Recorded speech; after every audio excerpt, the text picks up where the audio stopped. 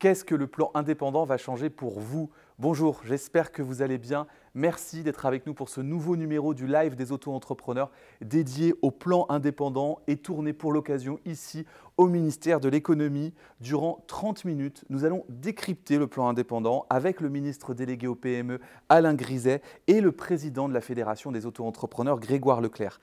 Qu'est-ce que va changer le plan indépendant? Pour qui? Pour quand? Nous allons tenter d'être le plus pédagogique possible parce que oui, il y a des changements. Au sommaire de ce live, simplification des déclarations de création, simplification des déclarations de chiffre d'affaires, protection du patrimoine, site internet unique, assurance chômage et conjoint collaborateur. Nous ferons aussi un point sur les décisions prises face à la crise, s'agissant de la retraite et des indemnités journalières.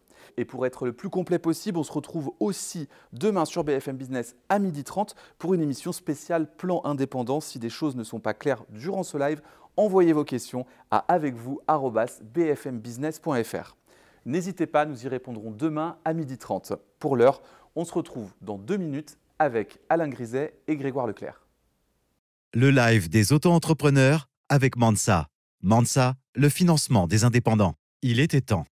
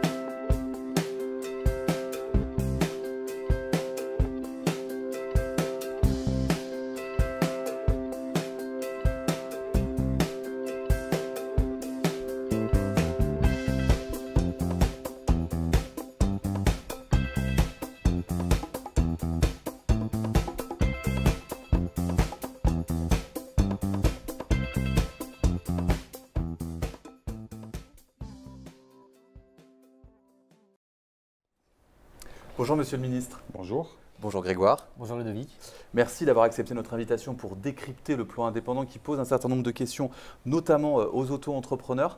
Et première question que j'aimerais vous poser, c'est une observation qu'on a souvent vue sur les réseaux sociaux, c'est pourquoi un plan indépendant maintenant? Est-ce que, quelque part, beaucoup y ont vu une forme de démarche électoraliste à 6 mois de l'élection présidentielle? Pourquoi maintenant un plan indépendant? Le président de la République m'a nommé ministre au mois de juillet 2020. Juillet 2020, il y avait une priorité absolue, c'était d'essayer de trouver les solutions adaptées à la crise sanitaire qui était terrible.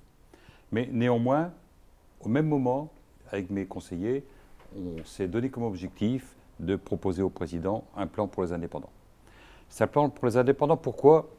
Au regard de mon parcours personnel, j'ai toujours considéré que les indépendants, quel que soit leur régime fiscal et social, vivaient dans un monde qui n'était pas fait pour eux. Voilà, toutes les règles sont en général été faites pour les grandes entreprises, par les grandes entreprises. Et lorsqu'on travaille seul, ou qu'on a 1 ou 2 ou 5, 10 salariés, on vit dans un monde qui n'est pas fait pour nous être adapté. Donc l'objectif... Ce que vous dites juste, c'est en fait le plan indépendant, il sort maintenant, mais ça fait plusieurs mois que vous travaillez dessus. Je travaille dessus depuis mon arrivée. Mais vous savez, les indépendants ont cette chance, quelquefois, cette difficulté par ailleurs, c'est de dépendre de beaucoup de ministères dans leur vie du quotidien. Un plan pour les indépendants, c'est une négociation avec le ministère de la Santé, avec le ministère de l'Éducation nationale, avec le ministère du Travail, avec Bercy. Donc, cette concertation a eu lieu. Première concertation. Deuxième concertation avec toutes les organisations qui regroupent les travailleurs indépendants. Et elles sont multiples et nombreuses. Vous savez, les travailleurs indépendants, ce sont des artisans, des commerçants, des professionnels libéraux. J'ai également concerté les groupes parlementaires à l'Assemblée nationale et au Sénat. Et donc, tout ce travail aboutit à des interministériels pour départager les différents ministères sur des sujets qui sont des sujets complexes. Et j'ai eu 2 interministériels et un arbitrage du Premier ministre et un arbitrage ultime du Président de la République qui a eu lieu il y a 3 semaines. Donc cette phase-là, entre juillet et aujourd'hui, c'est la phase de préparation, de concertation indispensable pour essayer d'avoir un projet qui soit le plus consensuel possible et partagé par les différents acteurs. Donc 1 an de travail pour imaginer, développer ce plan indépendant. On va rentrer dans le détail et plus précisément en ce qui concerne les auto-entrepreneurs. Et Grégoire, première question. Alors, Monsieur le Ministre, première question sur un peu le détail des mesures. Il y en a une que vous avez annoncée qui nous a interpellés sur la simplification des démarches, alors en particulier des déclarations de chiffre d'affaires et d'attestation de vigilance. Quel est l'objectif de cette premier lot de mesures finalement sur la simplification? Justement, l'objectif, c'est de simplifier. Aujourd'hui, ceux qui sont au régime de l'auto-entreprise ne peuvent déclarer de chiffre d'affaires qu'au bout de 90 jours. Et donc, entre 0 et 90 jours, ils ne peuvent produire aucune attestation pour bénéficier de droits au chômage ou d'un certain nombre d'autres subventions. Et donc, l'idée, c'est de dire, dès l'inscription, tout à fait au début, on va permettre de déclarer un chiffre d'affaires et donc de permettre d'avoir ces attestations qui leur ouvrent des droits auxquels ils n'ont pas droit aujourd'hui. Autre point du plan indépendant qui a fait beaucoup réagir, c'est la suppression de l'EIRL, l'entreprise à responsabilité limitée. En réalité, on le sait, au sein de la Fédération des auto-entrepreneurs, peu de personnes sont sous le statut d'EIRL parce que les formalités sont compliquées pour protéger son patrimoine. Si on a bien compris, désormais, la protection du patrimoine sera automatique lorsqu'on créera une entreprise individuelle. Les dettes perso et les dettes professionnelles ne pourront plus être associées finalement. Dans ce plan, il y a beaucoup de mesures qui sont une vraie rupture avec ce qu'on connaît précédemment. Moi, j'ai beaucoup travaillé dans mes fonctions précédentes pour essayer de réussir la séparation du patrimoine personnel et professionnel. On avait commencé en 2005 avec la résidence principale. On a constaté que l'EIRL, qui avait pour objet d'aboutir à cette protection, n'avait pas marché. C'est trop complexe, il fallait passer par des structures qui, au bout du compte, n'avaient pas toujours été très favorables à l'EIRL, et au bout du compte, très peu d'indépendants l'ont utilisé. Donc il faut tirer les conclusions quand ça ne marche pas. Et donc moi, je suis resté sur la même idée. Il faut que le fait d'entreprendre ne vous condamne pas, en cas de problème, à vie, à être poursuivi et éventuellement perdre vos biens. Et donc, ce qu'on fait de façon très simple, on arrête l'EIRL et on dit, globalement, celui qui commence son entreprise n'a pas toujours besoin d'être en société. D'ailleurs, il a rarement besoin d'être en société. Et donc, il faut arrêter de faire des sociétés fictives, bidons, demander à son ami de dire « je vais me mettre en société parce que soi-disant, on serait mieux protégé ou soi-disant, on aura un avantage fiscal ». On va essayer de sortir de ça. Il faut des structures juridiques qui correspondent réellement à l'activité économique. La vraie structure juridique qui correspond à la plupart de ceux qui créent, c'est l'entreprise individuelle. Donc l'entreprise individuelle, on va mettre dans ce statut juridique la totalité de ce qui pouvait être obtenu dans les autres statuts. Donc, 1, protection totale et automatique de la totalité du patrimoine personnel. Il était temps quand même. Il était temps, mais ça fait moi 25 ans que je travaille là-dessus, cher monsieur. Mais il y a peu de temps que je suis ministre. Donc, il était temps, et la décision du président de la République est vraiment fondamentale. C'est-à-dire qu'on va considérer les seuls biens éventuellement qui seront en enjeu, qui seront en risque, ce seront les biens utiles à l'entreprise. Donc ça, c'est un progrès. Donc il n'y a plus besoin de déclarer les biens personnels. Et ça sera obtenu de façon automatique, simple. Ensuite, on va simplifier l'accès de l'entrepreneur individuel, pour ceux qui veulent éventuellement grandir, à l'accès en société, en évitant le frottement fiscal et social qui existait avant. Puis troisième chose, peut-être pas pour ceux qui sont au régime de notre entreprise, mais ils ont vocation à sortir du régime, à grandir. Faire qu'il y a la possibilité, en étant entrepreneur individuel, d'opter pour l'impôt sur les sociétés, qui met totalement à égalité celui qui est en société et celui qui est en nom propre. Et moi, mon objectif, c'est l'équité de traitement, quel que soit le régime fiscal et social. J'ai presque l'impression d'entendre une fusion entre société et entrepreneuriat individuel. Ce n'est pas une fusion, parce que certains ont besoin d'avoir une société, ont besoin de capitaux, ont besoin d'associés. Donc il est légitime qu'ils prennent une société. Par contre, ce n'est pas le statut juridique qui doit déterminer une concurrence plus ou moins égale. Le statut juridique, c'est un outil pour gérer son entreprise. Ce n'est pas un outil qui discrimine sur la fiscalité ou sur les cotisations sociales ou la protection du patrimoine. Donc ça, on l'aura bien entendu, plus de URL et une protection du patrimoine de fait, et on verra dans quelques instants à partir de quand. Autre point du plan indépendant, Grégoire, qui a suscité un certain nombre de questions. Alors oui, on a une question assez générale sur le site internet unique que vous avez présenté. Je crois que c'est la mesure 20 du plan. Alors le constat qu'on fait un peu aujourd'hui, c'est qu'il y a déjà beaucoup de sites, guichets entreprises, il y a évidemment pour les auto-entrepreneurs le site de l'URSSAF, il y a évidemment le site Sécu indépendant du CPSTI, il y a le site service public qui annonce aussi pas mal de règles sur la création d'entreprise. Et du coup, on voudrait comprendre pourquoi un site de plus. Est-ce que finalement, ce n'est pas encore un site de plus parmi tous ces sites? Finalement, ça ne va pas finalement encore plus faire de bruit finalement autour de la création? Ou est-ce que c'est vraiment un site qui a vocation à rassembler tout ça et du coup à supprimer peut-être des sites qui disent chacun une partie du sujet? Mais vous avez apporté la réponse de votre question en citant tous les sites, tous utiles, mais qui au bout du compte fait que tel ou tel entrepreneur n'arrive pas à trouver l'information. Parce que c'est ça aujourd'hui. On a beau avoir beaucoup de sites, beaucoup d'entrepreneurs se plaignent de la complexité. Et donc l'idée, ce n'est pas de faire un nouveau site, c'est d'avoir une porte d'entrée unique qui donne accès aux sites existants. Il y a une porte d'entrée, vous savez, un peu comme impôt.gouv.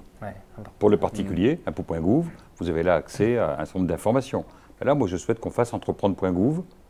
Et en étant là, vous aurez un espace sécurisé avec vos données personnelles pour modifier vos cotisations, pour avoir des informations qui sont relatives à votre entreprise. Puis vous aurez la totalité des autres informations et la totalité d'accès aux autres sites par cette porte d'entrée. Donc c'est une porte d'entrée unique. Et derrière, c'est l'État qui internalise la complexité. Parce qu'aujourd'hui, c'est l'entrepreneur qui doit gérer la complexité. Mon objectif, c'est que ce soit l'État qui gère la complexité, parce que tout le monde s'est aperçu que de modifier les lois, modifier les textes, c'est un combat que beaucoup de mes prédécesseurs ont essayé de mener, avec un succès quelquefois limité. Et donc, on va dire, si la France est complexe, pourquoi pas, mais l'entrepreneur ne doit pas en subir la conséquence.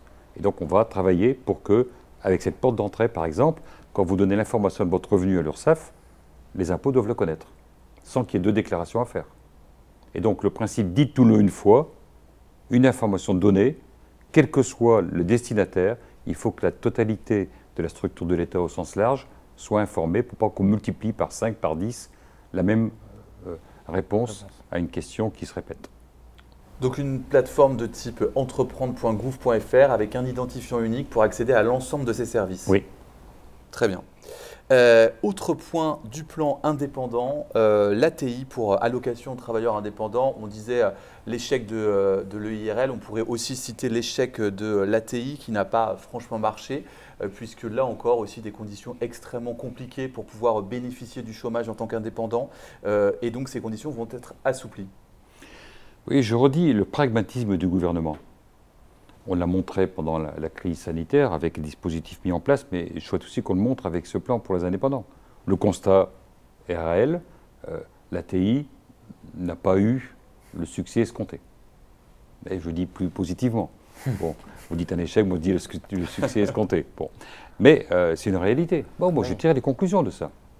Et donc, on a travaillé, et la proposition qui a été celle arbitrée par le président, c'est de dire, au lieu d'avoir 2 ans de revenus, à 10 000 €, on passe à 1 an.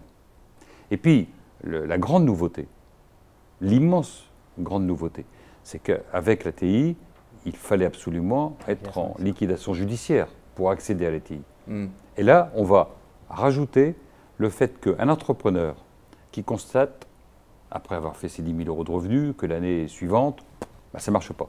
Ça ne marche pas parce que, après tout, il s'est trompé, ça peut arriver. Il croyait que son idée était la bonne, ça ne l'est pas, parce qu'il y a une difficulté et qu'il perd un pourcentage important de chiffre d'affaires. Il peut, en arrêtant son entreprise de façon simple, aujourd'hui, vous arrêtez votre entreprise, eh bien, le constat est que vous avez essayé, vous n'avez pas réussi, vous bénéficiez pendant 6 mois de l'ATI à 800 € par mois. C'est une possibilité de rebond qu'on offre à tous ceux qui osent entreprendre, parce que c'est l'entrepreneuriat qui, au bout du compte, permet au pays, demain, des plus prospères. Vous avez été entrepreneur. Quand vous pensez à cette assurance chômage, est-ce qu'il n'y a pas des moments où vous vous êtes dit 800 € par mois, c'est un peu juste, il aurait été bien aussi peut-être de revaloriser cette allocation? Non, c'est beaucoup. D'ailleurs, une bonne partie de ceux, c'est le maximum, parce qu'une partie de ceux qui vont y avoir droit n'auront même pas déclaré ce chiffre d'affaires pendant de nombreuses années. Donc, je pense d'abord, il n'y a pas de cotisation spécifique demandée aux travailleurs indépendants, puisque c'est le budget d'Unédic qui va le prendre en considération. Et donc, 800 € par mois pendant 6 mois, c'est un progrès énorme, puisqu'aujourd'hui, il n'y a rien. Il y a zéro. Et donc, en disant, ça n'est plus la liquidation judiciaire, c'est le fait d'arrêter son entreprise qui donne droit à ça, parce qu'on aura constaté que ce n'était pas le succès escompté, je pense que c'est un grand progrès. La seule limite qu'on met, c'est qu'on ne peut pas redemander ça avant 5 ans. C'est une crainte, hein, Monsieur le ministre, de la part de certains d'auto-entrepreneurs et d'un travailleur indépendant tout court d'ailleurs, qu'à terme, il y ait quand même une cotisation pour payer ça, parce qu'aujourd'hui, ça marche effectivement pas très fort, mais demain, s'il y a 100 000, 150 000, 200 000 personnes qui en bénéficient, peut-être qu'il faudra quand même qu'on paye. Est-ce que vous pouvez garantir aujourd'hui qu'on n'aura pas une cotisation pour cette aide? C'est l'engagement du président de la République. On est élu jusqu'au mois d'avril. Vous savez ce qu'il reste à faire pour que ça continue. Alors, je propose de passer au sujet suivant, sur un sujet de protection sociale, et notamment l'AT-MP, donc l'accident du travail, maladie professionnelle, qui est une assurance aujourd'hui facultative, dont effectivement le coût est assez élevé, et qui est très peu souscrite par les travailleurs indépendants.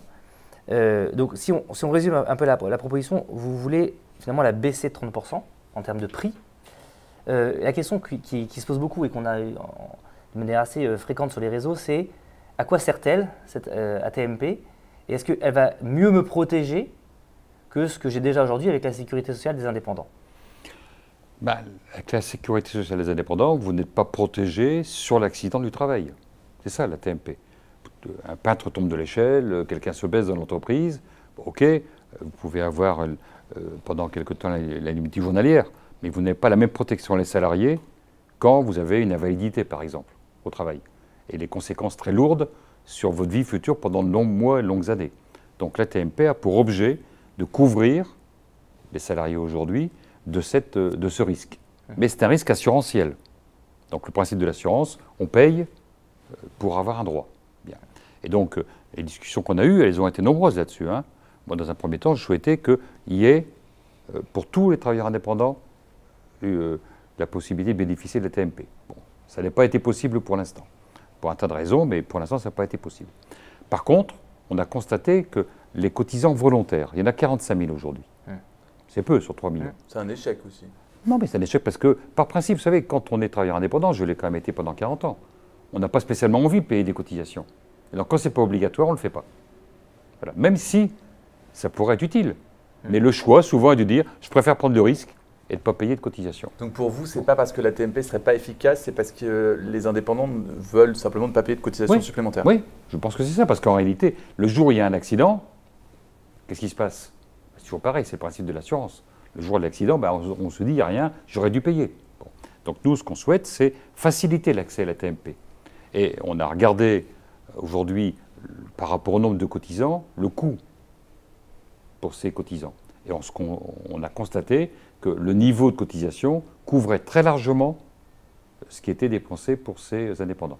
Donc on a décidé de baisser de 30%, ce qui est quand même pas neutre, la cotisation volontaire, en espérant que beaucoup d'indépendants saisiront cette opportunité pour se couvrir de ces risques qui existent quand même dans beaucoup de métiers. C'est une première étape vers une généralisation peut-être de l'AT-MP à tous? C'est une première étape. Si jamais un jour on arrive à avoir l'AT-MP pour tous, il faudra regarder le principe de la cotisation et comment cette cotisation est payée et à quel montant. Donc il y avait eu des débats il y a maintenant 2 ans au moment de la réforme des retraites. Et à cette occasion-là, on avait identifié le fait qu'il y avait des bases de cotisation qui faisaient dans certains cas les indépendants payer des cotisations qui ne donnaient pas de droit particulier. Donc le jour venu, sûrement qu'il y aura de nouveau ces débats pour savoir si on peut étendre ou pas. Mais pour l'instant, on a souhaité réellement tendre la main à chacun en disant « profitez, c'est une assurance, cette assurance va avoir un coût modéré pour vous couvrir et prenez soin de vous couvrir ». Autre sujet du plan indépendant, Grégoire, et qui suscite pas mal d'interrogations, c'est concernant le conjoint collaborateur. Alors oui, sur ce sujet-là, on a finalement un peu une lecture en deux teintes. On est très favorable, comme d'ailleurs le plan semble l'être, sur la protection améliorée du conjoint collaborateur. Il est absolument pas normal qu'on se retrouve encore dans notre pays avec des conjoints collaborateurs qui ont travaillé pendant 15 ans ou 20 ans dans l'entreprise et qui ne soient pas protégés. On comprend moins en revanche pourquoi le forçage au salariat au bout de 5 ans. On a peur d'ailleurs que ce soit un peu l'effet inverse qui soit obtenu à l'effet escompté, puisque ayant peur, notamment chez les micro-entrepreneurs, ayant peur de prendre un salarié dans l'entreprise, même si c'est leur conjointe ou leur conjoint, finalement ils se détournent du statut de conjoint collaborateur. Là aussi, c'est un sujet qui est un vrai sujet de société. D'abord, le statut de conjoint collaborateur qui a commencé à être mis en place en 1982, uniquement pour les artisans, et un petit peu à la fois a réussi à toucher plus de monde. Était réservé dans un premier temps aux mariés, étendu aux pacsés. Et la société évolue, et on s'est rendu compte qu'il y avait quand même beaucoup de personnes qui n'étaient ni mariées ni pacsées, qui étaient concubins, et qui n'avaient pas le droit d'accéder au statut de conjoint collaborateur. Donc on ouvre ce droit, y compris, donc aujourd'hui, concubins, pacsés mariés, accès au conjoint collaborateur. Deuxième chose... Ça c'est le premier élément, c'est important. Oui, c'est le premier élément. C'est un nouveau droit, quelle que soit la situation de couple. Donc je peux avoir un conjoint collaborateur, même si finalement je suis ni marié ni pacsé. Si je suis concubin. Si je suis concubin. Demande une formalité quand même, hein, mais c'est possible. Concubin, c'est reconnu comme tel et c'est possible. Deuxième chose, on a souhaité simplifier les montants de cotisation. Oui. S'il y avait 5 niveaux de cotisation possibles, on va réduire à 3. L'idée, c'est qu'il y ait des droits propres pour les conjoints. Vous savez, la vie est ainsi faite qu'à un moment donné, il peut y avoir des séparations. L'idée, c'est de dire le ou le conjoint qui ont travaillé ont des droits qui lui sont attribués en propre. Ensuite, il y a eu, il y a quelques mois, à l'Assemblée nationale, un vote qui a instauré le principe pour les agriculteurs, au bout de 5 ans, de devenir salarié lorsqu'on est conjoint. Donc d'office, et ça a été voté il y a quelques mois pour les agriculteurs, ça va s'appliquer aux autres indépendants. Bon. Le principe, c'est de dire quoi? Au bout de 5 ans, globalement, si le conjoint travaille dans l'entreprise, de toute façon, il aura intérêt à payer des cotisations. Oui. Et donc, payer ses cotisations en tant que conjoint pour avoir le même droit qu'en tant que salarié, on la met salarié, ce qui, au niveau statutaire, lui donne quelque chose de plus sécurisant. C'est ça l'idée générale. Oui. Sachant que cette mesure ne va s'appliquer, le point zéro, ça sera au moment du vote de la loi. Bien sûr. C'est-à-dire que ceux qui sont conjoints depuis 15 ans, ils repartiront à zéro. Ils auront encore 5 ans. Donc c'est une mesure qui permet de voir les choses tranquillement. Mais en tout cas, c'est vraiment un élément très positif de prise en considération du conjoint en donnant des droits propres. Et le fait d'être salarié dans l'entreprise, ensuite, au niveau des cotisations, ça dépendra le revenu que le conjoint va avoir. S'il y a beaucoup de revenus, il y aura plus de cotisations, pas beaucoup de revenus, moins de cotisations. Mais le risque, du coup, c'est que s'il le salarie pour 2 ou 3 heures par semaine, finalement, il risque d'avoir moins de droits et moins de cotisations que s'il était resté conjoint collaborateur avec une minimale. Mais bon... Non, je ne pense pas, parce que de toute façon, le minimal ne va pas être à un montant tel que ça sera plus intéressant de ne pas être salarié. Non, je crois que c'est un vrai progrès, vraiment. Moi, je me suis beaucoup battu depuis longtemps sur ce sujet-là. Vous ne le voyez pas comme une contrainte? Non, pas du tout. Je le vois comme un avantage. Hein? Alors certains qui considèrent qu'à la limite, ils peuvent continuer à faire travailler leur femme pour rien, ils vont dire que c'est une contrainte. Oui, non, mais ça peut exister encore. Oui. Hein? Mais on a fait un choix politique de respecter les hommes et les femmes qui travaillent dans l'entreprise en leur donnant des droits propres. Et j'ai trop vu de cas où, au bout de 20 ans, 30 ans d'activité, on venait me voir en disant « Mais attendez, je travaille depuis 20 ans, je suis séparé, je n'ai pas le droit de retraite, je n'ai pas le droit à la formation, je n'ai pas le droit de maladie. » Dans une société moderne, alors que le président de la République a mis l'égalité homme-femme comme étant l'alpha et l'oméga de son quinquennat, on ne pouvait pas garder dans l'entrepreneuriat des personnes qui continuent à travailler sans avoir à aucun moment la possibilité d'être reconnues. Alors on vient de voir les points du plan indépendant qui concernent les auto-entrepreneurs. La question que tout le monde se pose, c'est quand est-ce que tout ça va s'appliquer? Oui. Alors, ce plan demande d'abord d'avoir une partie qui est propre en termes d'un texte de loi. Propre. Et donc, je présenterai mercredi prochain au Conseil des ministres ce plan pour les indépendants.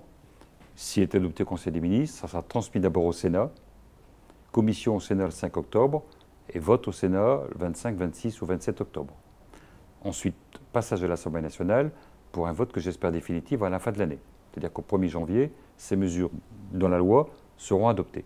Et puis par ailleurs, il y a en parallèle dans la loi de finances des mesures financières sur la transmission d'entreprise, extrêmement importantes, vraiment très fortes, hein, transmission d'entreprise, qui touche à la fois le cédant et le repreneur. Si vous avez 30 secondes, je vous expliquerai. Qui touche également le PLFSS pour la question de la TI. Donc on va travailler sur 3 textes différents en parallèle entre aujourd'hui et le 31 décembre, PLFSS, PLF et le projet de loi spécifique, ce qui veut dire qu'au bout du compte, au 1er janvier, toutes ces mesures seront applicables. Donc c'est immédiat, rapide et efficace. Et juste un mot sur la transmission d'entreprise, là aussi on a une vraie révolution. Pour le cédant, entre 0 et 500 000 euros de vente de l'entreprise, aucune plus-value de cession, entre 0 et 500 000. Une diminution très forte des droits entre 500 000 et 1 million. Et puis là où la révolution est réellement formidable, c'est que le repreneur d'entreprise va pouvoir amortir le fonds de commerce acheté. Et je peux vous assurer que ça, pour un repreneur, c'est quelque chose d'extrêmement important. Ça veut dire que pendant 10 ans, il va y avoir une baisse très importante de sa fiscalité et de ses cotisations. Très clair, donc un plan indépendant qui devrait commencer à se faire sentir concrètement pour les concernés à partir de début 2022. Il y a le plan indépendant, mais il y a aussi des décisions qui ont été prises dans le cadre de la crise, et notamment concernant les retraites. Et on a envie de bien comprendre, Monsieur le Ministre, est-ce que vous pouvez nous confirmer que les trimestres acquis seront équivalents à la moyenne des trimestres acquis au cours des 3 dernières années, s'agissant de l'année 2021 ? Vous savez, je pense que après maintenant 16 mois de crise sanitaire, on n'est plus sur des paroles en l'air, sur des promesses dont on peut dire oui, c'est des promesses, ils ne feront pas. On est sur le constat que nous avons fait. Entre mars 2020 et aujourd'hui, il y a eu en France des plans massifs d'accompagnement des entreprises. Toutes les entreprises. Fonds de solidarité, PGE, cotisation sociale, activité partielle. Néanmoins, la crise sanitaire a été terrible. Et je sais très bien, je ne suis pas naïf du tout, hein, que malgré les aides, il y a des hommes et des femmes qui ont eu des difficultés de leur entreprise. Il y en a encore qui en ont. Bon. Et ces difficultés se sont traduites par des bénéfices en 2020 qui ont été en dessous du montant permettant de valider 4 trimestres. Et en matin, il y en aura peut-être encore. Et donc la décision qui a été prise, très claire, c'est tous ceux qui avaient validé 4 trimestres en 2018-2019 valideront 4 trimestres en 2020 et 2021 de façon automatique, même si leur revenu est inférieur au montant pour les valider. Donc on valide des trimestres. De la même façon... Donc ce n'est pas une moyenne, alors je me suis mal exprimé, il faut avoir validé 4 trimestres. C'est la moyenne des trimestres qui avaient été validés pendant les 3 années précédentes. Ok. Bon. Donc, okay. Au niveau des indemnités journalières, ce sera la même chose. On gardera le même montant d'indemnités journalières comme si 2020 et 2021 n'avaient pas existé, entre guillemets. Donc on tire les conséquences de la crise, on ne pénalise pas les entrepreneurs. À partir des résultats 2020-2021, on prend en considération ce qui s'est fait avant, de façon à leur permettre d'avoir des droits identiques en dehors de la crise. Pardon Grégoire, juste sur les réseaux sociaux, on nous posait la question, est-ce que ces dispositions, ces décisions pour la retraite et les indemnités journalières vous ne concernent que les listes S1 et S1 bis, les fameuses, ou c'est pour tout le monde? Donc c'est fait pour ceux qui étaient ou S1 ou S1 bis, ou alors qui étaient dans les secteurs dont on avait identifié qu'il y avait une conséquence directe à la crise. Les autres, a priori, il n'y a pas de justificatif de pouvoir leur donner cet avantage. Je voudrais revenir 2 minutes sur les indemnités journalières. Donc ce que vous dites, c'est qu'on est dans la même disposition, c'est-à-dire qu'on va reprendre le revenu des 3 dernières années pour calculer les indemnités journalières. Et ce que j'ai cru comprendre aussi, c'est que si l'année 2020 était quand même meilleure en termes de chiffre d'affaires, elle viendrait, pour le coup, elle ne plomberait pas le passé, et donc ça sera quand même meilleur si l'année 2020 était bonne. Oui, ce que je vous ai indiqué, c'est pour ceux qui sont en difficulté, ceux qui ont fait moins. Oui. Ceux qui ont fait plus, tant mieux. Hein. D'accord, ok. Alors, ce live des auto-entrepreneurs touche à sa fin, Monsieur le Ministre. Pour conclure, une question. Lorsque nous nous étions rencontrés il y a 1 an, c'était ici même à l'occasion de la crise sanitaire pour expliquer les dispositifs qui étaient mis en place. Vous m'aviez dit, j'arrive ici avec l'ambition de simplifier la vie des entrepreneurs. Est-ce que vous diriez, à travers ce plan indépendant, que c'est un pari réussi, que c'est un objectif atteint? En ce qui me concerne, je pense que oui. C'est les entrepreneurs qui le diront. Parce que ces mesures dans le plan des indépendants, ce n'est pas des mesures de court terme. La crise, c'est des mesures de court terme. Là, c'est des mesures de très long terme. Il y a plus de 30 ans qu'il n'y a pas eu une mesure massive pour les indépendants. Et ces mesures-là, statut juridique, transmission, ATI et toutes les autres, c'est des mesures qui sont là, j'espère, pour des dizaines d'années. Ça veut dire que ça va modifier en profondeur la vision de l'entrepreneur et les risques qu'il prend. Il y a une mesure qu'on n'a pas abordée, mais pour ceux qui sont en société aujourd'hui, qui sont en dépôt de bilan, lorsqu'on fait le solde, il y a des dettes professionnelles qui restent, on les transforme en dettes personnelles. Là, on ne va plus faire ça. Même en société? Oui, pour ceux qui sont en société. On ne va plus faire ça. Celui qui est en société qui sera en dépôt de bilan, les dettes professionnelles seront transformées et au bout du compte, on ne va pas le poursuivre pendant 10 ans. Donc c'est une vision totalement radicale de la relation entre l'État et les entrepreneurs. C'est la confiance en l'entrepreneuriat, c'est l'esprit d'entreprise qu'on souhaite développer. Et entreprendre, c'est prendre des risques, mais les risques doivent être proportionnels, raisonnables. Et là, on était dans l'irraisonnable. Donc moi, je suis favorable à l'entrepreneuriat. Je suis d'accord pour qu'on prenne des risques en entrepreneur, mais je ne suis pas d'accord pour qu'on y laisse sa peau. Donc vous dites objectif atteint. Est-ce que, si je peux me permettre, dernière question, on en avait parlé avec Grégoire, on se demandait est-ce qu'il y a des choses que vous auriez aimé mettre dans le plan indépendant que finalement qui n'y sont pas? Non, je pense qu'on a vraiment fait le tour de la totalité du parcours de l'entrepreneur. De la création à la transmission, y compris dans les situations les plus périlleuses. Alors après, on pourra toujours trouver, d'ailleurs le Parlement, peut-être, aura des bonnes idées que je n'ai pas eues, et dans le débat parlementaire, il y aura de nouvelles propositions. Mais on a vraiment essayé de regarder toutes les étapes de la vie d'entreprise pour qu'au bout du compte, entreprendre soit quelque chose qui ne soit pas pénalisé par des règles qui étaient un peu d'un autre âge. Et donc là, aujourd'hui, on fait vraiment un pas très important pour adapter ce que l'État fait depuis toujours à la situation des besoins des entrepreneurs. Très bien. Eh ben, merci beaucoup, Monsieur le Ministre. Merci à vous. Merci d'avoir accepté notre invitation. Merci à vous d'avoir suivi ce live des auto-entrepreneurs. On se retrouve demain à 12h30 sur BFM Business pour répondre à vos questions. D'ailleurs, n'hésitez pas à les envoyer avec vous @bfmbusiness.fr où on fera une spéciale plan indépendant à 12h30. Merci et à bientôt.